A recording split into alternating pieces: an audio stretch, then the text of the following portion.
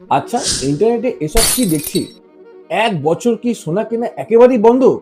আবার কি ফিরছে সেই ওয়ার্ক ফ্রম হোম? প্রধানমন্ত্রী নরেন্দ্র মোদীর এই ঘোষণা কি কোনো বড় বিপদের সংকেত, নাকি এক নতুন আত্মনির্ভর ভারতের ডাক? চলুন ইতিহাস এবং বর্তমানকে মিলিয়ে এর কারণ একটু কয়েক সেকেন্ডে বিশ্লেষণ করে দেখি। এখন ২০২৬, মধ্যপ্রাচ্যের সংকটের জন্য সারা বিশ্ব জুড়ে তেলের বাজার আগুন হয়ে গেছে। এই মুহূর্তে প্রধানমন্ত্রী নরেন্দ্র মোদীর স্পষ্ট বার্তা: বিলাসিতা ছেড়ে দেশের সংকটের সময় দেশের পাশে দাঁড়াতে হবে।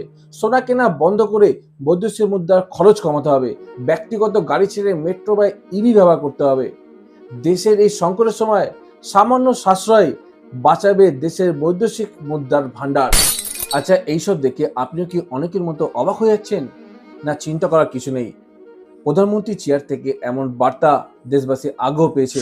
১৯৬৫ সালে চলুন, অন্ন সংকটের সময় লাল বাহাদুর শাস্ত্রী যখন বলেছিলেন সপ্তাহে একদিন উপোস করার, তখন গোটা দেশ একত্রিত হয়ে সেই ডাকে সাড়া দিয়েছিল।